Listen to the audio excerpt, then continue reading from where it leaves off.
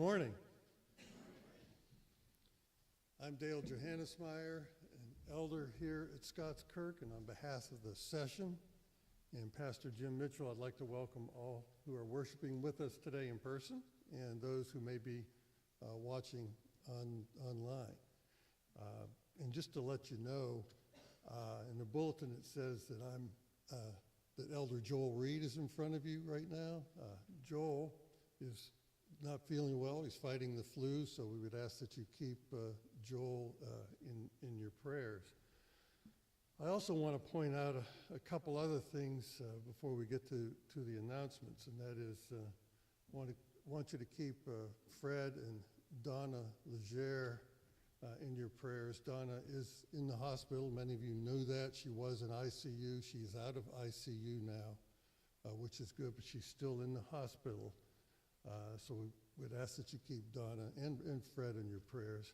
And also, most of you probably know Rob Walters, who attends here regularly, and his wife Carrie has been ill for some time. Rob is now ill, but his wife Carrie is seriously ill in the hospital with the flu and pneumonia, and she hasn't eaten for 5 days.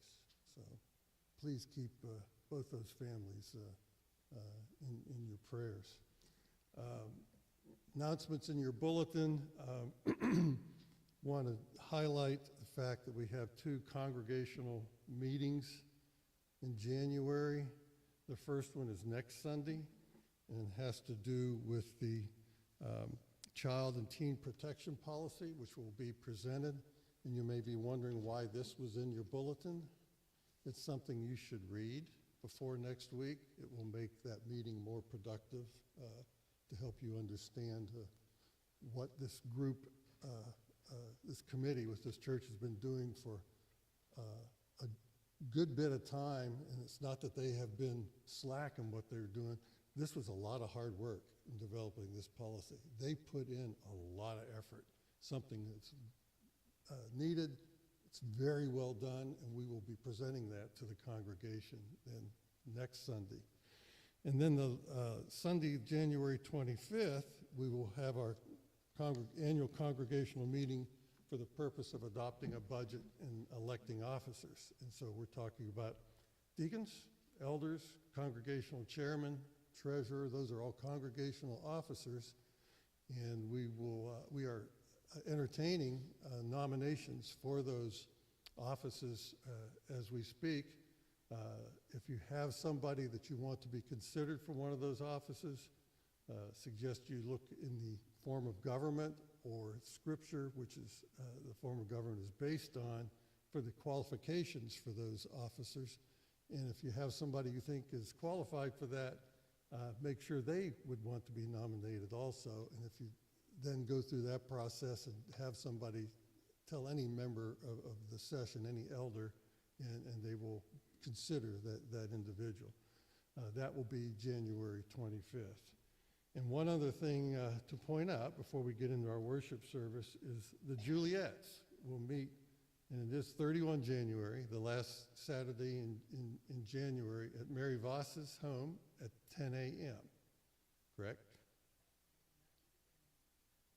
Don't bring anything except themselves. So please keep that in mind also. All the other announcements in the bulletin, please read those at your leisure after the worship service. At this point, though, we want to focus on worshiping our awesome God. And to get us started, we need to prepare to do that. So I'd encourage you to read the verses printed in your bulletin from Romans chapter 13, verses 7 and 8, and take a few moments to contemplate these as you prepare your hearts and minds to worship our awesome God.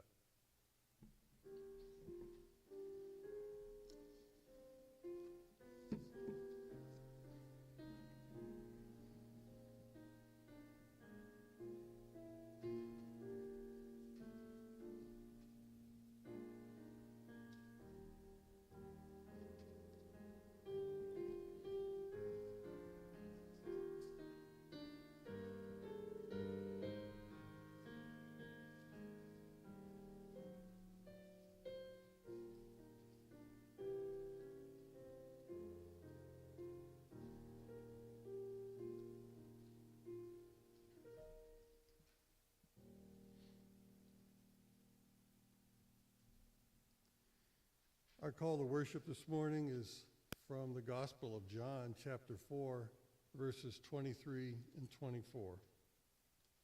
But the hour is coming and is now here when the true worshipers will worship the Father in spirit and truth.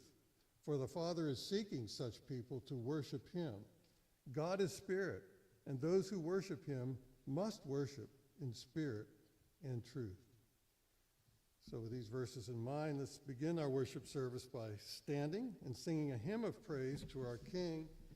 It's in the blue notebook, page 18, Come People of the Risen King.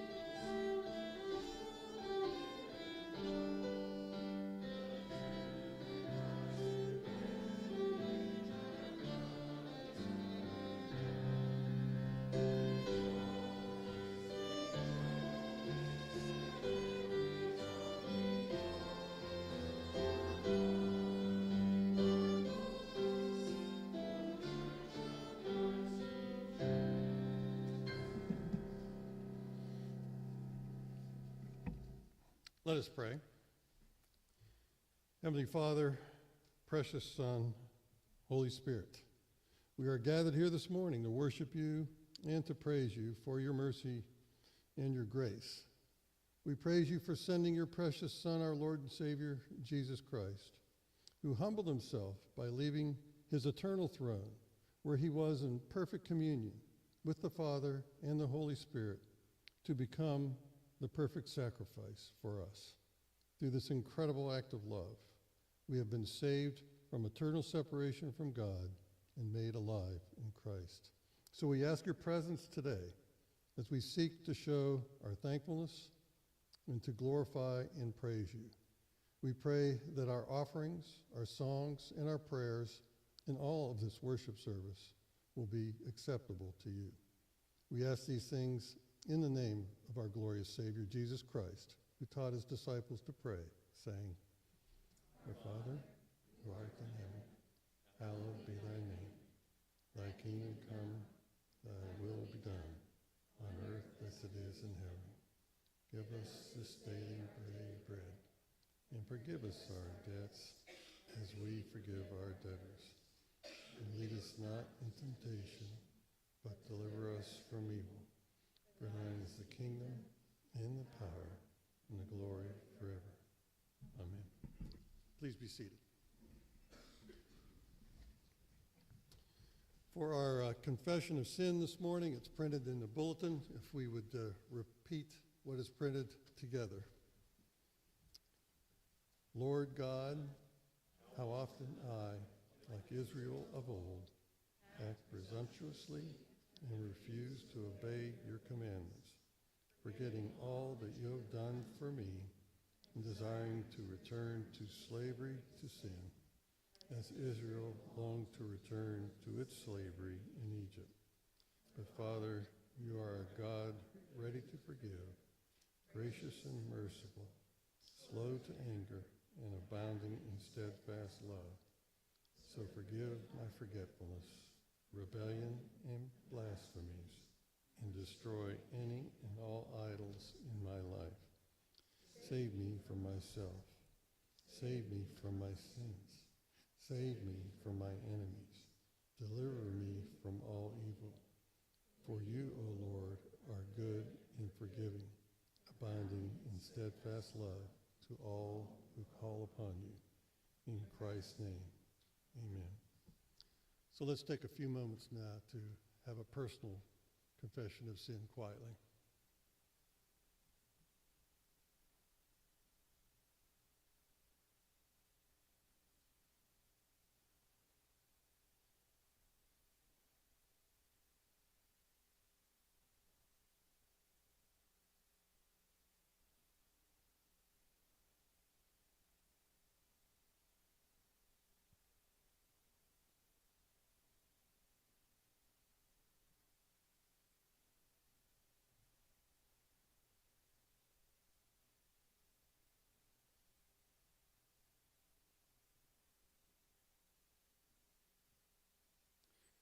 For our assurance of pardon this morning, I will read from Micah chapter 7, verses 18 and 19. Who is a God like you, pardoning iniquity and passing over transgression for the remnant of his inheritance? He does not retain his anger forever, because he delights in steadfast love. He will again have compassion on us. He will tread our iniquities underfoot. You will cast all our sins into the depths of the sea. Amen to that. So let's please now stand for our confession of faith. And it's going to be from the Heidelberg Catechism, questions 1 and 2. I will read the questions and we will read the response together. What is your only comfort in life and death? That I am not my own, but belong with the body and soul, both in life and death, to my faithful Savior, Jesus Christ. He has fully paid for all my sins with his precious blood, and has set me free from the power of the devil. He also preserves me in such a way that without the will of my heavenly Father, not a hair can fall from my head. Indeed, all things must work together for my salvation. Therefore, by his Holy Spirit, he also assures me of eternal life and makes me heartily willing and ready from now on to live for him. What do you need to know in order to live and die in the joy of this comfort? First, how great my sins and misery are. Second, how I am delivered from all my sins and misery. Third, how I am to be thankful to God for such deliverance. Very comforting. Please be seated. And if the children would come forward now for the children's sermon, Pastor Mitchell will lead that.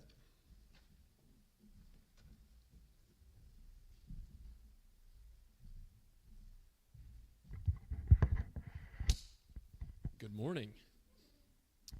Well, what has Peter been talking about in his epistle?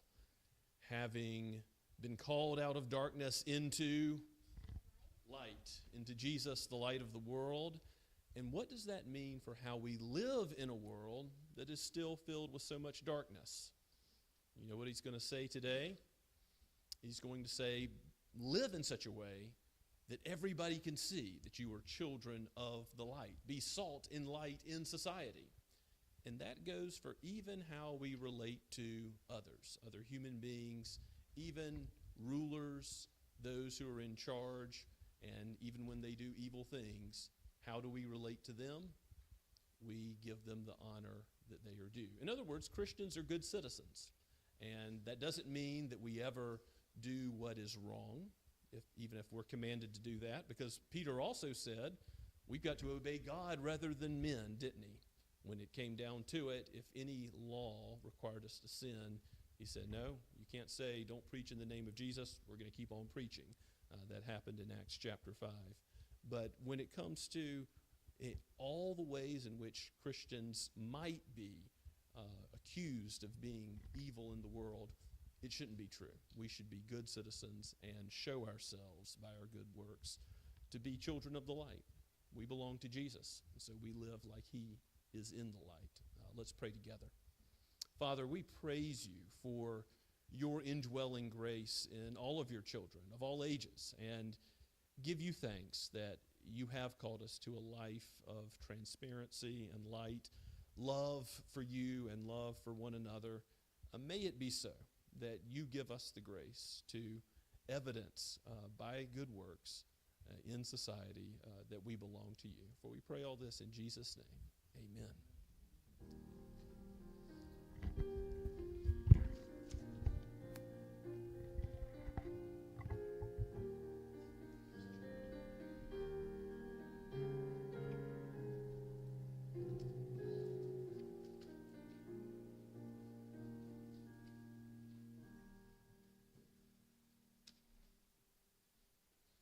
Thank you, Jim. Our scripture reading this morning will be from the Gospel of Matthew, chapter 22, verses 15 to 22. You will see in this worship service there's a thread from the preparation for worship verses through the scripture reading to Jim's sermon in 1 Peter. There's a consistent thread. In these verses I'm about to read from Matthew, the Herodians and the Pharisees are plotting together to trap Jesus with questions that would discredit him. The Herodians were a non-religious party of Jews that supported the Roman-backed Herodian dynasty. The Herodians and the Pharisees hated each other, but they did have one thing in common. They didn't like Jesus, and they wanted to get rid of him. He made them feel very insecure. And so they plotted together to try to trick him, to trap him, to ruin his credibility. And obviously they didn't recognize who they were dealing with, or they never would have attempted to trap Jesus, God with us. His answer, by the way, is still relevant today. Hear the word of God. Then the Pharisees went and plotted how to entangle him in his words. And they sent their disciples to him along with the Herodians, saying, "Teacher, we know that you are true and teach the way of God truthfully, and you do not care about anyone's opinion, for you are not swayed by appearances. Tell us then what you think. Is it lawful to pay taxes to Caesar or not?" But Jesus, aware of their malice, said, "Why put me to the test, you hypocrites? Show me the coin for the tax." And they brought him a denarius. And Jesus said to them, "Whose likeness and inscription is this?" They said, "Caesar's." Then he said to them, "Therefore render to Caesar the things that are Caesar's, and to God the things that are God's." When they heard it, they marveled, and they left him and went away. For thus says the Lord, when 70 years are completed, and that's the end of the verse. When they heard it, they marveled, and they left him and went away. Obviously, this thread will continue through this worship service, and it's relevant to us today. As we read these verses, we must understand the grass withers and the flower fades, but the word of our God will stand forever. Amen.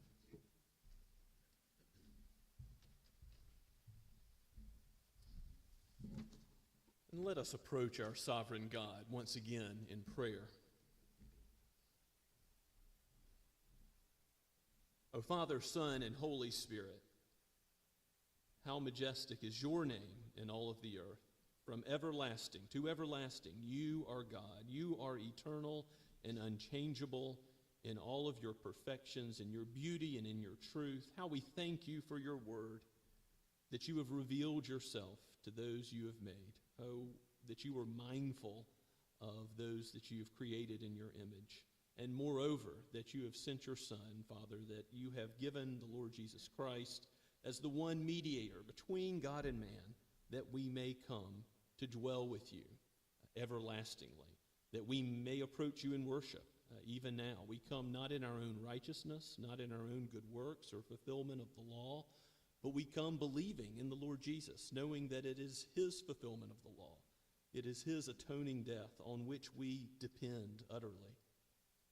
How we thank you for such a salvation, for giving us your Holy Spirit. O Spirit of God, you have given the word. You have given us that which is more precious than any earthly riches, better than silver, better than gold, better than honey from the honeycomb. Oh, let us be still and know that you are God, that you are our rock and our fortress and our dwelling place.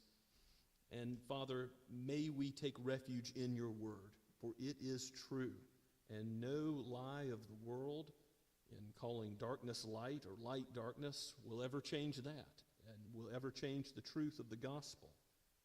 Aid us as your people to shine brightly as lights, not hidden away, but to do our good works before men, knowing that you have called us to love our neighbors, even those walking in darkness, that you may call them out of that darkness, all those that are your sheep, and bring them into the kingdom of your beloved Son, into everlasting light and glory. You are pleased to do this, Lord, because you call sinners your friends. And you loved us while we were still your enemies. We are simply beggars, showing other beggars where we have found bread. How glorious the truth of the gospel is to us. May we sing your praises loudly and joyfully because of what you have done in Christ. And may we teach your word with conviction, knowing that it is what you use to change lives, to transform us more and more to be like Christ. Lord, I pray that you would bless those who teach in the women's Bible studies and the men's studies and the Sunday school classes for children and teens and adults. And Father, we pray for those in the college ministry of this church. And we ask that as a church, you give us kingdom priorities, even as we consider the budget this month, as we consider the year ahead and what you would have us to do as a church with the resources you have entrusted to us as stewards. Father, bless those who serve as elders and are under-shepherds of the flock that you have gathered together here. And Father, bless those who are called to be deacons. And we praise you for these men that you have given, and pray that you would continue to raise up those that would fulfill this necessary role according to Scripture, that you would have the mercy ministry of the church overseen by deacons, that you would have the overseeing function of the church by elders. Oh Lord, you've given wisdom and a multitude of counselors, and for that we are thankful. And we pray that you would raise up a new generation. Bless those who are considering seminary, and we continue to pray for our former interns, Dallas Christoph and Don Walker. Lord, bless them as they pursue your calling in their lives.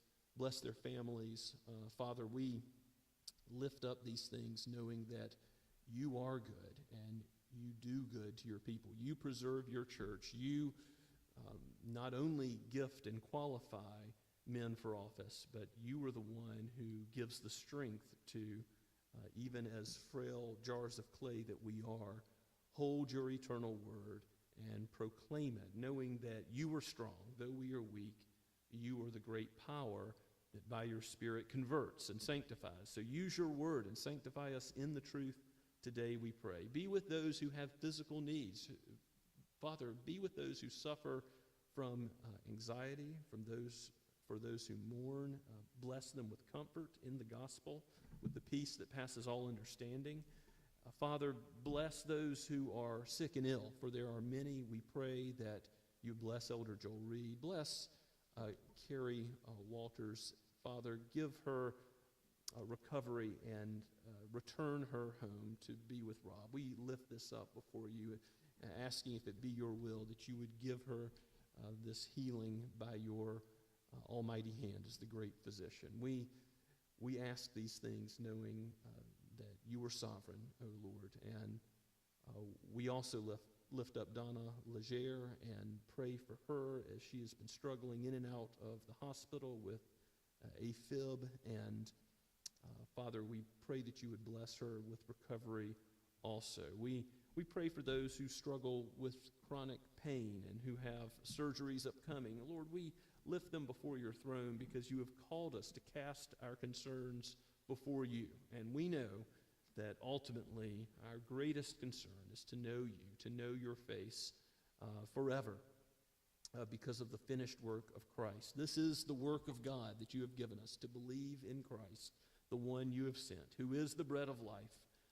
Even as the sacrament is presented before us today, may we consider the truth of how faith, that trust that you give as a gift, clings to him, and take comfort not ultimately in what we do, but in what you have done, and being true to your promises. And may those promises be proclaimed to every nation, tongue, and tribe. We pray for those who have gone as missionaries and for those who will go. We think of the future mission field in Mexico, even as we have prayed for many ARP missionaries in Mexico in the past. Lord, bless the Brickies and the ARP Synod of Mexico as they are considering how to serve you in this place. And we pray for the Bridge Europe and Spain and the new fields that you have opened up.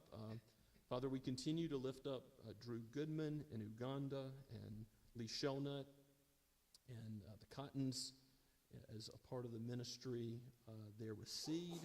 We pray for Pakistan and the ARP Synod there, for the hospital and the deeds of love and mercy that go forth from the hands of doctors and nurses, as well as the gospel to many who are in the darkness of Islam there. Lord, bless your gospel as it goes forth, just as you have blessed it. Continue to bless for the glory of your name. And Father, we continue to ask that you would raise up from amongst our own number missionaries, those who would go perhaps on medium-term or long-term mission trips, and that you would confirm the calling in their lives. We ask, Lord, that you would make the way plain so that Scots Kirk can send a short-term mission trip in the near future. And Lord, as we consider those who have been gifted and called to work with youth and teens, I do pray that you would bless our congregational meeting next week for the safety of all who enter these doors, but particularly the most vulnerable, for abuse to be something unknown in this place. May it be, for your name's sake, Father, for the good of those made in your image that are a part of the fellowship here. Lord, give us community. Give us fellowship that is real and deep and goes far beyond our gathering here today, but throughout the week.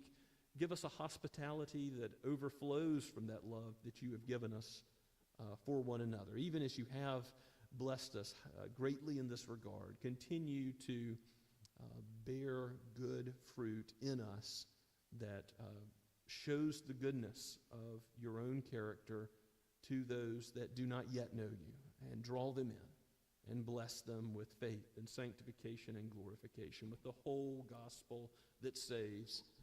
Oh Lord, we pray for those who rule and who are in places of authority. We pray for our president, for our Congress. We pray for the Supreme Court, for governors, for local leaders. We lift these up knowing that you have called us to pray for all such people. We pray, Father, for our denomination, that you would give us faithfulness as a denomination to your word in all things, and give us opportunity to plant more churches in the Low Country. We pray for Shem Creek and their ministry. We thank you for Reverend Bill Carver and Ben Carver, and we pray for his wife Emily. We ask also, Lord, that you would bless those elders that you have gifted and qualified there, and continue to raise up leadership in that congregation, even as we pray for their fellowship and their use of spiritual gifts as a body as well. In all things, Lord, you have called us to be subject to one another in you, to serve one another, to count one another as better than ourselves. And may it be, since Christ has loved us so much, that he served us by giving his life up as a ransom for our redemption, for our good. May we go likewise and be a people who are quick to forgive, who forgive from the heart, who also are willing to seek that forgiveness when it is necessary. As we are a forgiven people by the body and blood of Christ, may we also evidence that in how we deal with one another. Bless us in your love, we pray, in the name of our great King and the head of the church, the great shepherd of the sheep, the Lord Jesus himself. Amen. And let us continue to worship the Lord, singing the hymn of submission, number 688, Have Thine Own Way, Lord. Let's stand as we sing.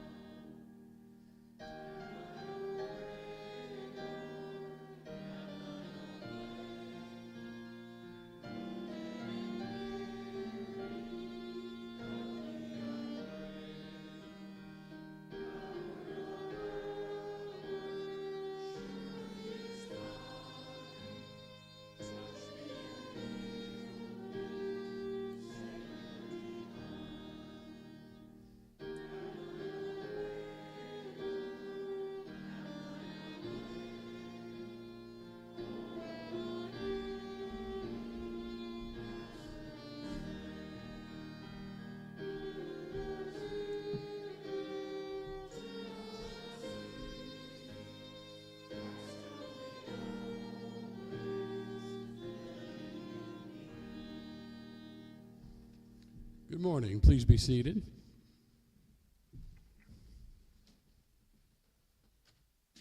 Lord God, as we come into this new year, please teach us our state and our need for you and our need for humility in your eyes. In our thoughts, Lord, keep them stayed on you. In our prayer, Lord, teach us to pray as we ought. In our footsteps, Lord, direct our footsteps according to your will. In our conversations one with another, Lord, mold our words and teach us to speak as you would have us speak. In the goals that we set for this year, Lord, make them pleasing to you and bless us as we pursue our goals and aspirations. In our fears and apprehensions, Lord, comfort us and teach us that you are all sufficient and that your perfect love drives out all fear. Lord, teach us courage this year to stand for you. In our accomplishments, make them according to your will and in your power. Teach us to walk after you in every way. Bless this church moving forward.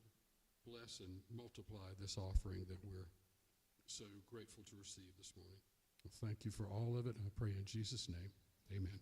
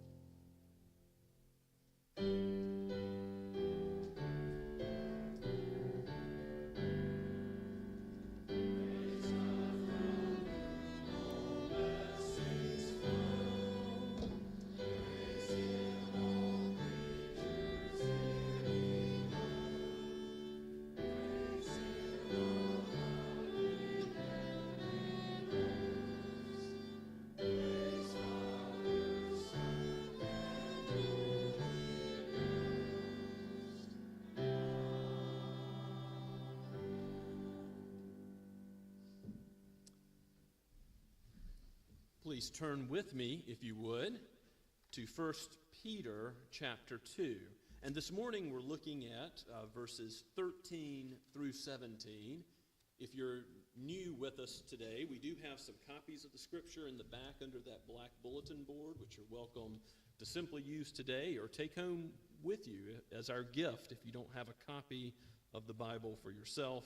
Or, of course, feel free to use an electronic device to look up the scripture. But just so you know, we do go through the scriptures verse by verse, chapter by chapter.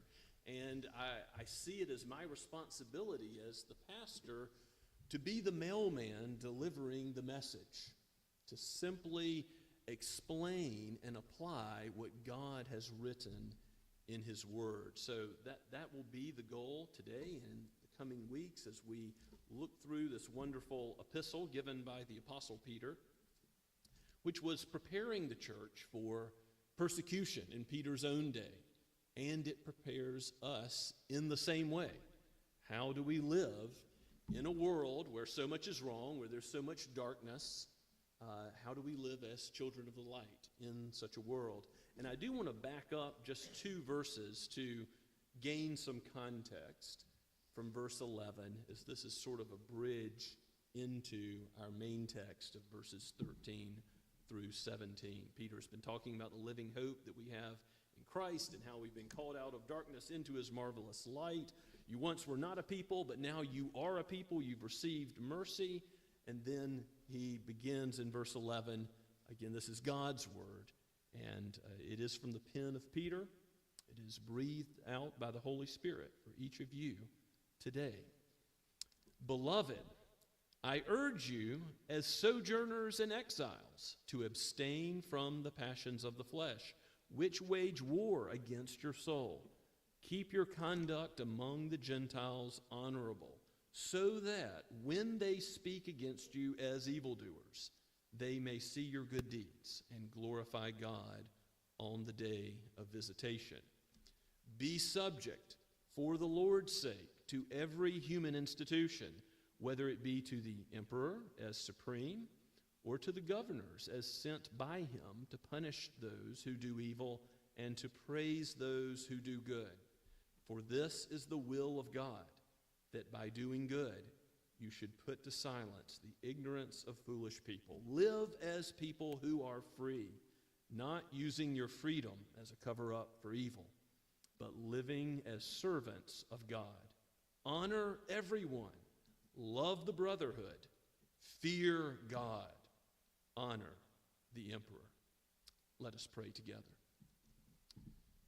Oh, Holy Spirit, give us guidance. Guard the words of my mouths and the meditation of all of our hearts, that we may find our thoughts to be free of distraction and acceptable in your sight, and then cause us to be not only hearers of your word, but doers of it. May we live as those who are salt and light where you've placed us. We pray all this in Jesus' holy name. Amen. Live as people who are free. Our country has a tradition in freedom. You might even think about, as it relates to this text, the American Revolution, which was called a Scottish Presbyterian Revolution by some. And there are many questions raised here.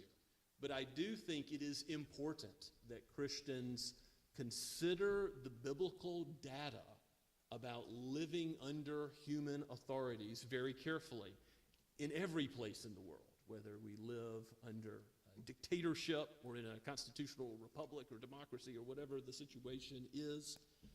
But I do think, particularly in America, we can't see ourselves as being those who are given to any particular party or institution, organization above the kingdom of God. Now, we've already seen how again and again the scriptures say you are part of a kingdom that encompasses every nation, tongue, and tribe, every background, every sort of ethnicity and socioeconomic background, and that is to be primary. My kingdom is not of this world, Jesus says, and however we consider politics, and our view of the president, the Congress, and what they do in terms of their policies and their war making or anything else, we have to consider it in this kingdom first sense that Peter is calling us to, as well as the Lord Jesus. When he says, be subject to the Lord for the Lord's sake to every human institution in verse 13, what that definitely means is not it's not an abstract idea of human institution, although your translation may say that, but it's to every human creature is literally what the Greek means. Now, to every human creature, you're to be subject that has authority by implication. And then Peter, in the context of the statement, says, well, it's to the emperor, to the governor, to every level of human authority. And you're going to see next week, Lord willing, in verse 18, he's going to talk about servants being subject to masters. And not only to the good and gentle, but also to the unjust. So he's going to talk about being subject to wicked people. And I think that's implicit when we consider where Peter was. Yes, there's already persecution in the church at this time. Slander is definitely a part of it, as we'll see in our passage today. Christians are being slandered. Well, who did they do that first to? The Lord Jesus himself. God's people from the days of old have been subject to slander. How many psalms address the hurt and pain that comes along with slander? There's at least a half a dozen psalms that address that very issue and raise it before God in prayer and praise. And yet, the persecution is not as bad as it's going to get. Peter himself will be martyred for the faith in the course of time. But Peter understands who Nero was, and all the emperors of Rome. These are wicked rulers. So not only to good and gentle slave masters, but also how do you live under wicked rulers? And again, in America, you might have a very positive or very negative opinion of a certain governor or congressman or president, but that's not the point. They're all cut from the same cloth of humanity, made of dust, prone to sin, and with power, prone to sin, with more ability and more influence.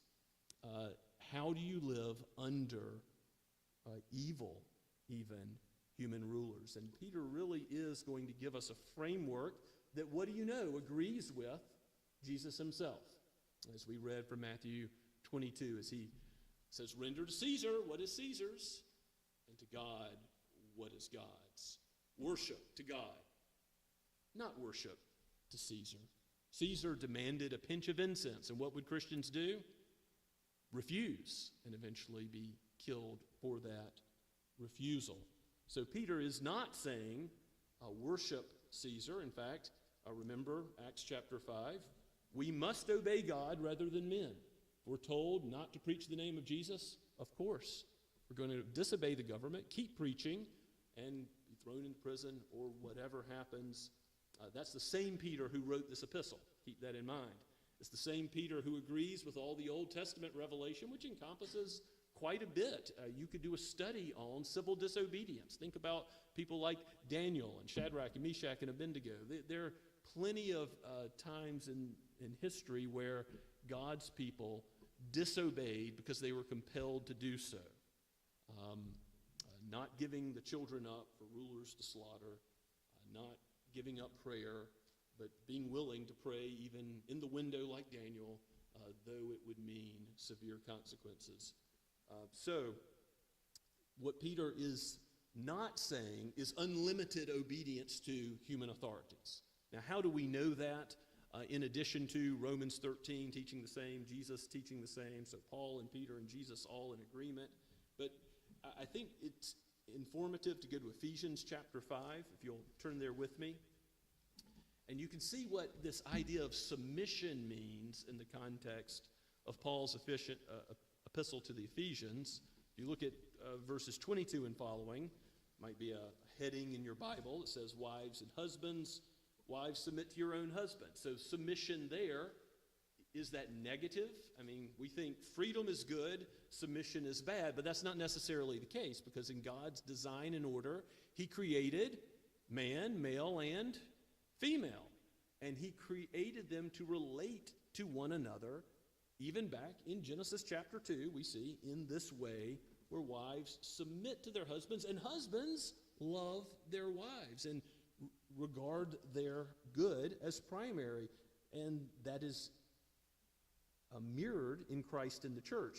Wives, submit to your husbands in the Lord, as to the Lord, for the husband is the head of the wife, even as Christ is the head of the church, his body, and is himself its Savior. So, Paul says in verse 24, now as the church submits to Christ, so also wives should submit in everything to their husbands. So the idea is submission in the Lord. Again, a husband can't ever say to a wife, do something that is ungodly or against God's word, and expect her to go along with that. But at the same time, there is a submission that is godly that Paul has in mind. Now, you keep going through Ephesians, and he's going to talk more about how Christ in the church is pictured there in chapter 5. Look at chapter 6.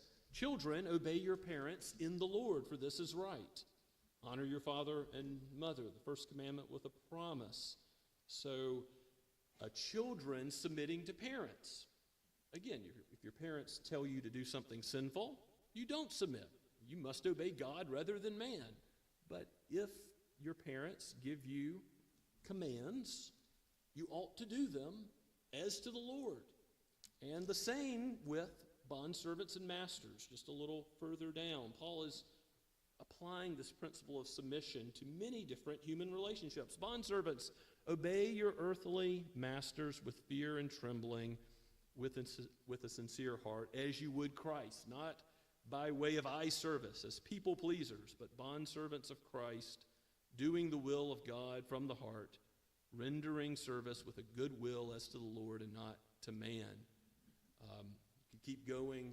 The idea is, even in the context of work, which a bondservant really was an extended employment agreement in essence, to not just do it for the boss while they're looking, but to work with that Protestant Christian work ethic, hard as to the Lord, because as long as you are serving God and not doing something sinful, you are submitting to someone else, again, in a positive way, not in a slavery which is demeaning. But this word submission is generally milder and more positive that Peter uses. And it has to do with the structure of human relationships in this world that God intended, between husband and wife, with parents and children, and in the workplace from inferior and superior in terms of where you are on the flow chart in authority in a workplace or in some other institution like the military. There is a proper respect for authority that Peter is enjoining believers to observe. So be subject to every human creature, and that is in every institution that Peter mentions and that Paul has already mentioned, whether it be to the emperor as supreme or to governors sent by him. And what is their main task? Justice. They are sent, these governors, to do what? To punish evil and praise the good. So if they are not following biblical truth, and again, they are enforcing by their policies evil, Christians are not called to call what is evil good or good evil.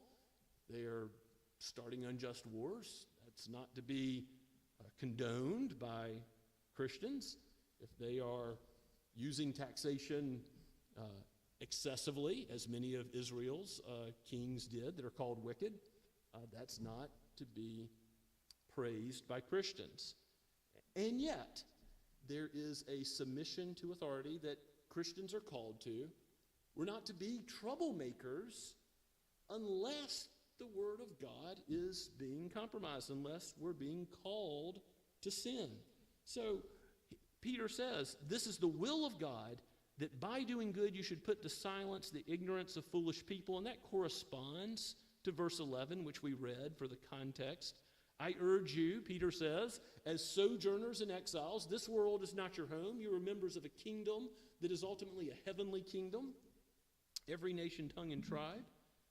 So, as sojourners and exiles, abstain from passions of the flesh, which wage war against your soul, your living, which is unseen in the heart, and then keep your conduct among the Gentiles honorable. So you're living in the world, as we discussed last week.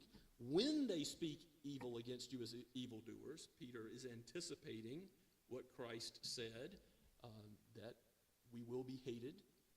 And when they speak evil of you, when they are slanderous towards you, let them see your good deeds and glorify God. Hopefully right then and there, but certainly as every knee will bow when Christ comes again. On the day of visitation, there will be a total submission to Christ, either voluntarily or by force, as all will bow the knee and see his glory in all things, and even your good deeds that were slandered is what Peter is saying, the day of visitation being Christ's return. So back to verse 15, for this is the will of God, by doing good you should put to silence the ignorance of foolish people. You could go to places like Psalm 41 and just look at some of the Psalms about slander. And if you've ever been subject to slander, the subject of slander, if you've ever been wrongfully accused, it can be a deeply painful thing. So I'm not surprised that there are so many Psalms that lament before the Lord, who sees all and knows all. Lord, I'm not being rightfully represented. My reputation's being trashed, not because I'm not a sinner, but because the particular sin that I'm being called out for isn't true. People are making up things. That may happen to you in your life in a significant way, or it may be a smaller way in which you're just disregarded and cast aside because you are a Christian. You're mocked, considered foolish by the world. All of that is expected for Christians to endure. So don't be surprised when persecution comes. It's part of the preparation we should have in whatever place, in whatever time in which we live before Christ's return. We should, like Peter prepares the people in his own day, we should be prepared by the Lord's Spirit to be subjects of slander, as he brings it up twice. And you can silence those who are slandering. How? Who are being foolish and mocking God's church, in lying about God's church, by doing good works. And what does that mean? We talked about it from Jeremiah. Where God has placed you in Babylon, you bless the city in which you live by living your Christian life, by loving your family, loving your congregation, loving your neighbors, loving those in your workplace, treating other human beings with the respect that is due them, since they are made in the image of God. And that respect is due to rulers as well. And the way that Peter sums it up here is very similar to Romans 13, because Paul says, love all people, immediately following Romans 13, 1 through 7. Owe no man anything, only love. And he really applies that submission idea to all people whatsoever. Peter does the same thing in verse 17. Honor everyone, love the brotherhood, that is the household of faith, the church. Fear God, honor the emperor. And there's a chiastic structure here that these staccato commands. Obviously, fear God is the beginning of all wisdom. It is the highest command. And Peter, by saying honor the emperor last, he is saying don't be troublemakers. Don't use your freedom in Christ as a cover-up for immorality. That went on in the Corinthian church. The Apostle Paul in 1 Corinthians chapter 5 had to rebuke the Corinthians for saying, oh, we're forgiven in Christ, so we'll just live any way we want. And they had sexual immorality problems that weren't even named amongst the pagans. And Paul rebukes them for that and says, that's not appropriate for those who are to be light in the world. And yet, honoring the emperor and not being troublemakers does not mean that Paul is saying, and Nero's a really good guy, and you should support everything that he stands for. that would lead to some very foolish salt and light in the world, not reflecting the light of Christ at all. So honor the emperor as a human being. Honor everyone. That's the first thing he says.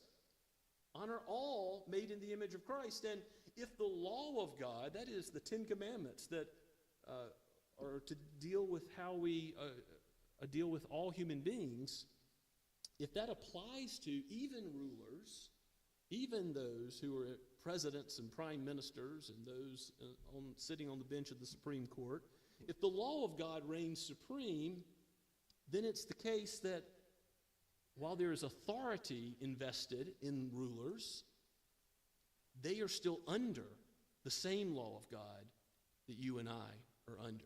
And so honoring them is honoring them as those made in the image of Christ. They're not free to say they are a law unto themselves and can do whatever they want to cause Christians to suffer. And I think Peter knows what the emperor is up to, because the next thing he's going to talk about is, servants, be subject to your masters, not only the good and gentle, but also the unjust.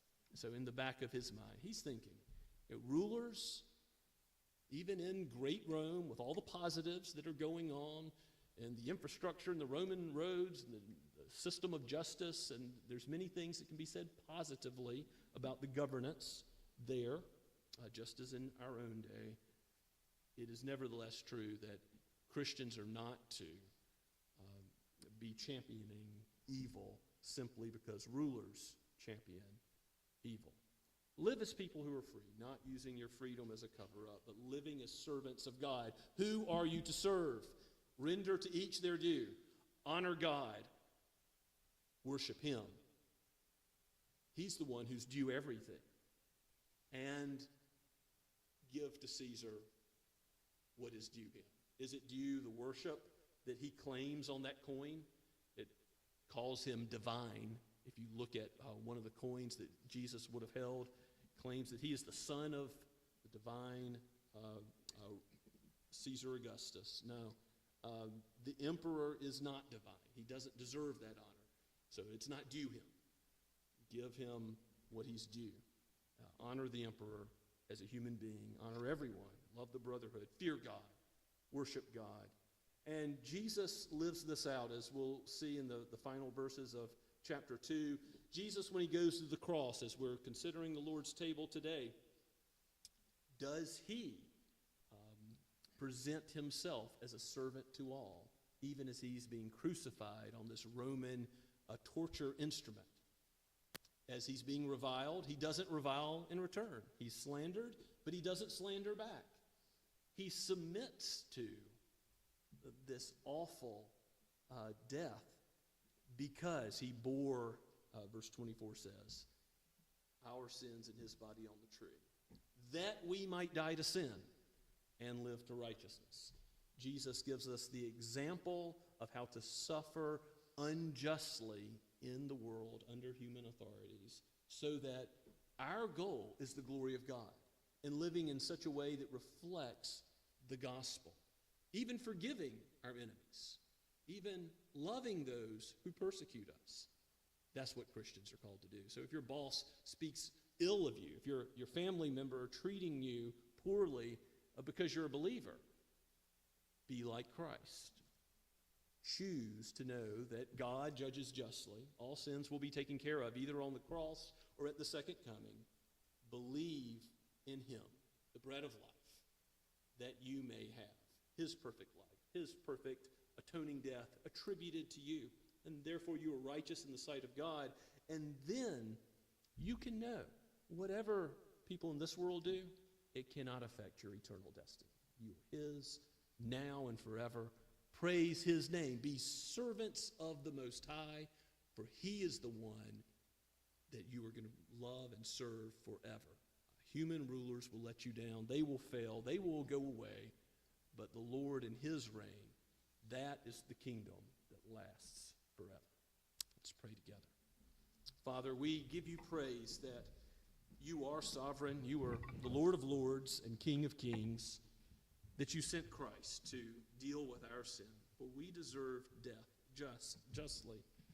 You are the great judge, and yet you have also given the way of salvation in your Son, that he would be judged for us, that in him he would take our sin and he would be our righteousness, that we might be brought to you, O God.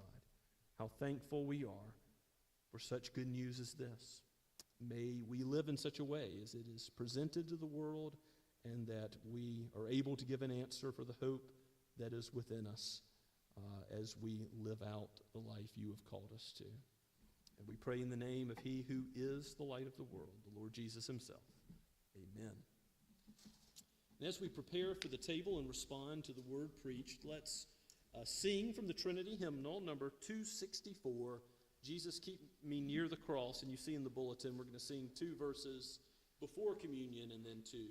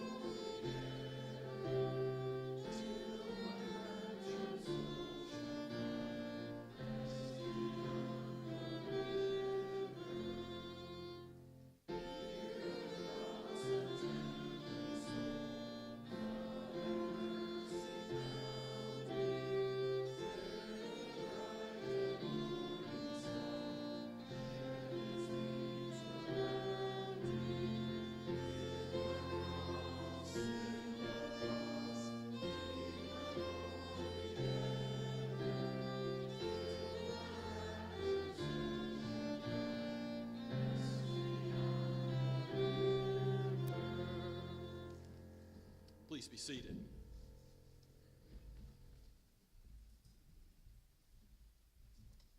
This morning I come to you in the name of the Lord Jesus to present the table that he has called us to observe until he comes again.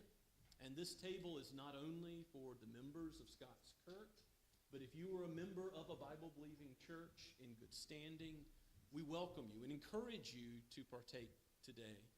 It is not only a table for the strong, but a table for the weak, for those who know that they sin and they need a Savior. The wrath of God does not abide on you because the blood of Christ has taken the judgment we deserve, and he has taken that cup of judgment and consumed it to the dregs on your behalf. So this is the gospel presented again in the visual image and that which is available to all of our senses by God's design. If your children have not yet professed faith, talk to them about the meaning of the sacrament, but don't have them come yet. If you're not yet a believer in Christ, don't come to the sacrament yet, because the Apostle Paul says that we eat and drink judgment upon ourselves if we do not discern the meaning of the body of Christ, and we do not understand this substitutionary sacrificial death that he has enacted to save his people. But we do hope that you, if you are not yet a believer in Christ, will also consider the gospel as it's presented. Trust in Christ and come soon. Come while the day of salvation is at hand. For he is the rock upon which a life can be built in this world, and the only way to know the face of God forever and ever in the next. Our eternal God blesses through his word and through the sacrament. That's why we do what he has called us to. Now I read the words of institution to you this morning from 1 Corinthians chapter 11. The Apostle Paul writes, reflecting on the words of Christ himself. For I received from the Lord what I also delivered to you, that the Lord Jesus, on the night when he was betrayed, took bread, And when he had given thanks, he broke it and said, "This is my body, which is for you. Do this in remembrance of me." In the same way, also, he took the cup after supper, saying, "This cup is the new covenant in my blood. Do this as often as you drink it in remembrance of me. For as often as you eat this bread and drink the cup, you proclaim the Lord's death until he comes." Let's pray together. O Lord Jesus Christ, you have ordained that we be about the observance of this supper today. May these physical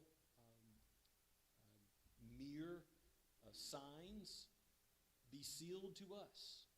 May you use them for a holy use, though they are common and remain common. May you give us faith to accept them, knowing that it is faith that is ultimately what saves, because you are the Savior, and you save by your life and death. Thank you for the gift that you give your church of yourself and of the means of grace, even as we see now. We pray all this in your holy name. Amen.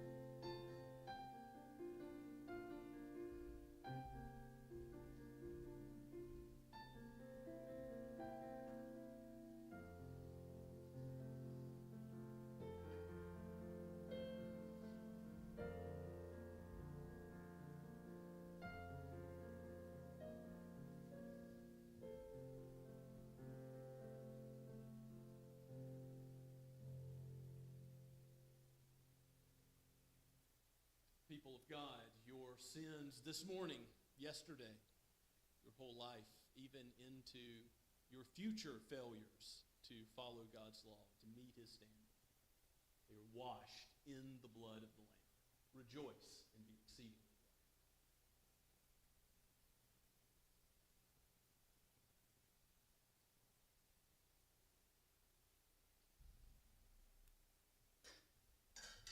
And in the same way, after supper, Jesus took the cup.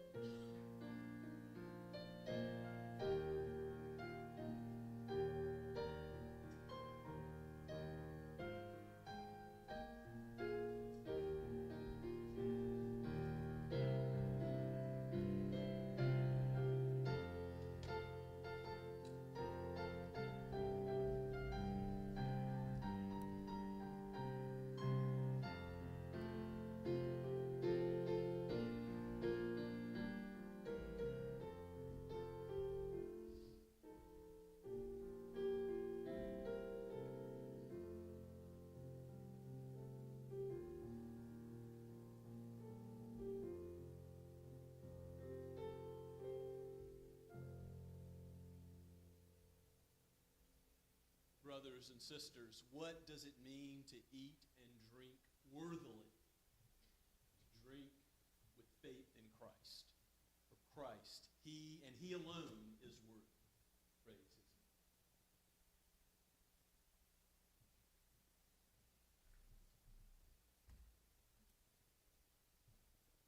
Let us pray and thank the Lord for this meal. Father in heaven, we give you praise that you are wise and you know our needs. How we see the perceptible as more real than the spiritual, which we cannot handle or taste or touch. And yet, just as real, more real, is that everlasting life that we have in your Son, that He has delivered once for all to the saints. O Lord, give us faith in the Word all of our days. Whatever man may do, may we know our security in you and be assured of your love now and forever. We pray in Christ's name. Amen. Now let us stand and sing the final 2 verses of our hymn.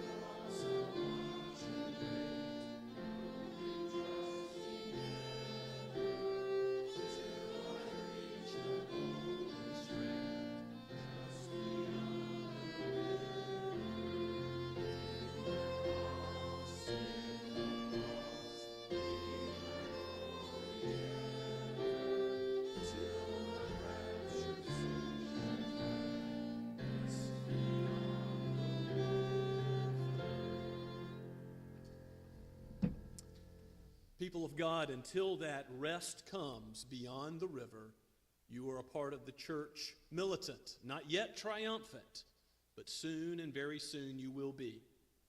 Go with the blessing of God. The Lord bless you and keep you. The Lord make his face to shine upon you and be gracious to you. The Lord lift up his countenance upon you and give you peace now and forever. Amen.